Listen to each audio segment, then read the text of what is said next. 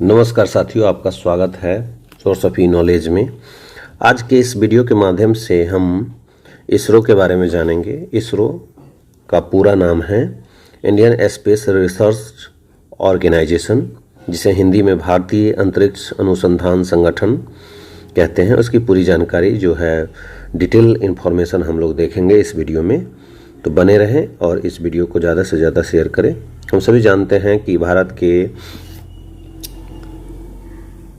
विज्ञान और तकनीकी विकास में इसरो का बहुत बड़ा योगदान है ना। साइंस एंड टेक्नोलॉजी में इसरो का बहुत बड़ा योगदान है। तो इसरो का जो है हम संपूर्ण जानकारी देखेंगे। कई बार एग्जाम में यहाँ से प्रश्न पूछ लिए जाते हैं। तो सबसे पहले इसरो की स्थापना 15 अगस्त 1969 को हुई थी, जैसा कि आप देख रहे हैं। इसरो की स्थापना जो हुई थी वो 15 अगस्त 1969 को, I mean to tell that it was established on 15 अगस्त 1969। याद रखिएगा, 1969 को 15 अगस्त को हुई थी और 15 अगस्त को हम स्वतंत्रता दिवस भी मनाते हैं, इंडिपेंडेंस डे भी मनाते हैं। उसी दिन जो है इसरो की स्थापना हुई थी। इसके संस्थापक कौन थे? तो डॉक्टर विक्रम साराभाई।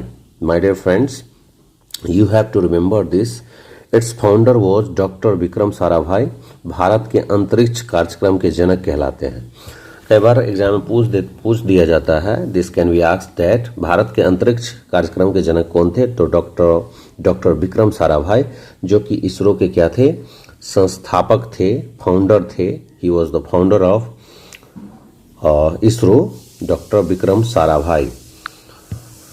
इसका मुख्यालय कहाँ है? Where is the headquarter of ISRO? तो इसरो का मुख्यालय जो है बेंगलुरु, कर्नाटक की जो राजधानी है बेंगलुरु, वहाँ, जिसे सिलिकॉन सिटी भी कहा जाता है। बेंगलुरु को क्या कहा जाता है?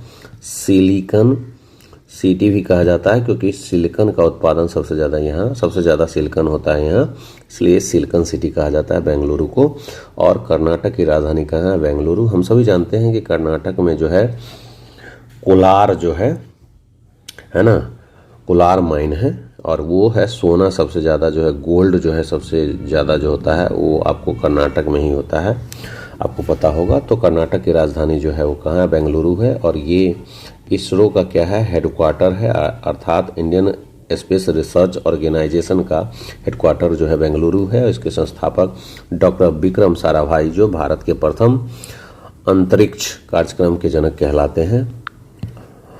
इसरो के उद्देश्य क्या है उसको हम देखेंगे। What are the features of ISRO? ISRO का जो उद्देश्य क्यों है, इसरो की स्थापना आखिर में क्यों की गई भारत सरकार के द्वारा, इसको हम देखेंगे। सबसे पहले हम सभी जानते हैं कि भारत को स्वदेशी तकनीक से अंतरिक्ष में आत्मनिर्भर बनाना इसरो का पहला उद्देश्य है। इसका मुख्य लक्ष्य वैज्ञानिक अनुसंधान के साथ साथ संचार, मौसम, शिक्षा और रक्षा में अंतरिक्ष तकनीक का उपयोग करना। तो दोस्तों याद रखेंगे, इसरो का जो उद्देश्य है, भारत को स्वदेशी तकनीक से अंतरिक्ष में आत्मनिर्भर बनाना, इंडिपेंडेंट बनाना, और इसका मुख्य लक्ष्य जो है वैज्ञानिक, जो साइंटिफिक रिसर्च के साथ साथ जो संचार है, कम्युनिकेशन है, वेदर है, क्लाइमेट है, एजुकेशन है और डिफेंस है, और जो स्पेस टेक्नोलॉजी है उसका उपयोग करना। तो इसका उद्देश्य आप ब्रेन में रखेंगे।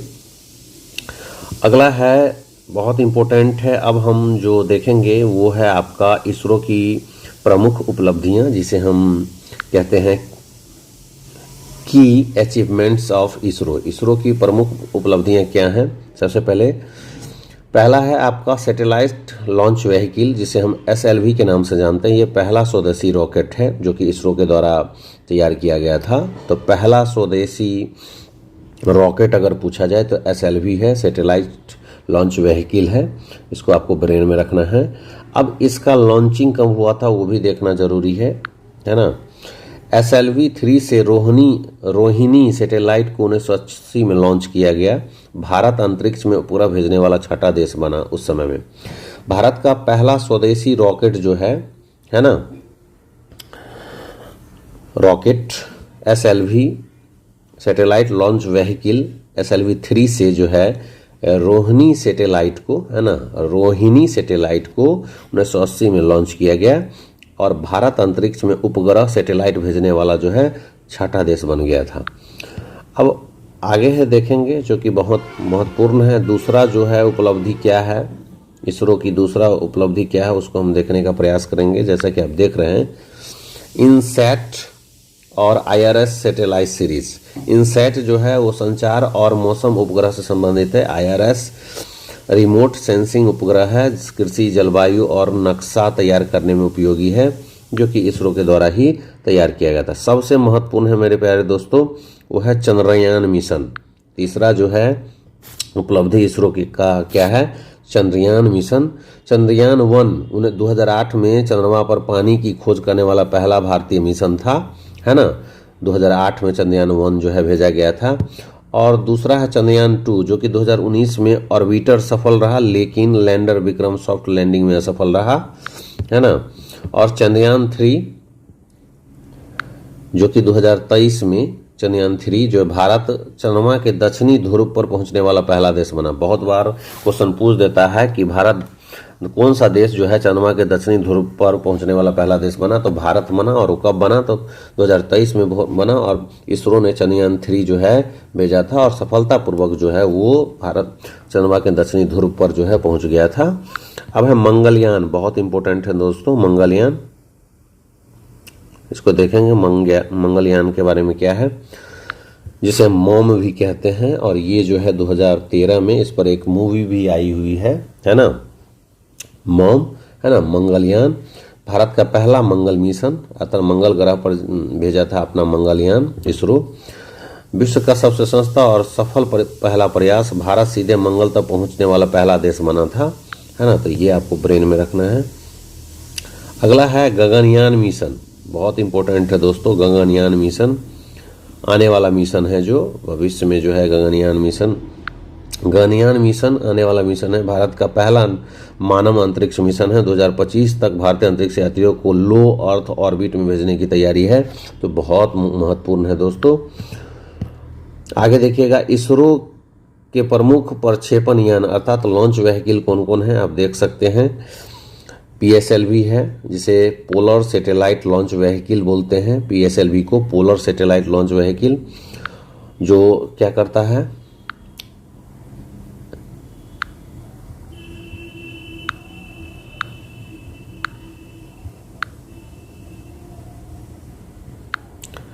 ये करता क्या है, उद्देश्य क्या है, सबसे सफल छोटे मध्यम सैटेलाइट भेजने में जो है ये सक्षम होते हैं, पोलर सैटेलाइट लॉन्च व्हीकल। और दूसरा है हमारा geosynchronous satellite launch vehicle, GSLV। ये भारी सैटेलाइट को भेजने में सक्षम होता है। और है SSLV, जिसे हम स्मॉल सैटेलाइट लॉन्च व्हीकल भी बोलते हैं, कम लागत वाला होता है ना।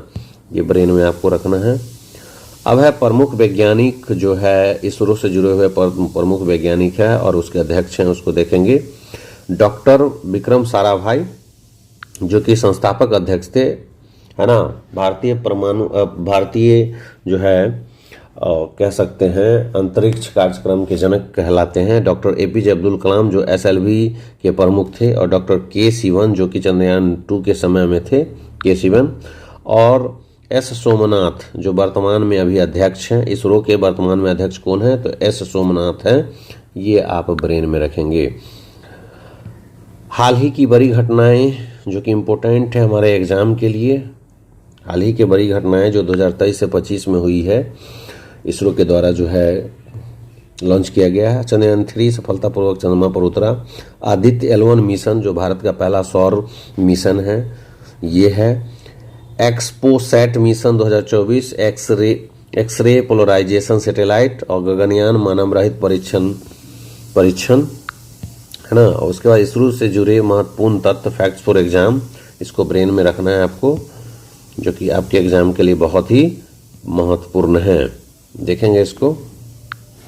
इसरो भारत सरकार के अंतरिक्ष विभाग, डिपार्टमेंट ऑफ स्पेस के अधीन आता है। याद रखें, कई बार क्वेश्चन पूछ लिया जाता है कि इसरो भारत सरकार के किस विभाग के अंतर्गत आता है, तो डिपार्टमेंट ऑफ स्पेस के अधीन कार्य करता है। इसरो का रॉकेट लॉन्चिंग स्टेशन जो है सतीश धवन स्पेस सेंटर श्रीहरिकोटा आंध्र प्रदेश है।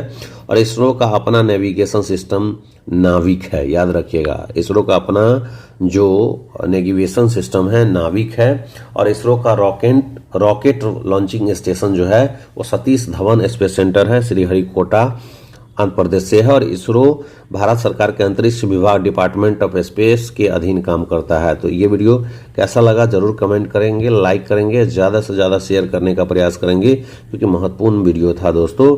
तो इस वीडियो को ज़्यादा से ज़्यादा शेयर करेंगे क्योंकि ये बहुत महत्वपूर्ण है आपके एग्जाम पॉइंट।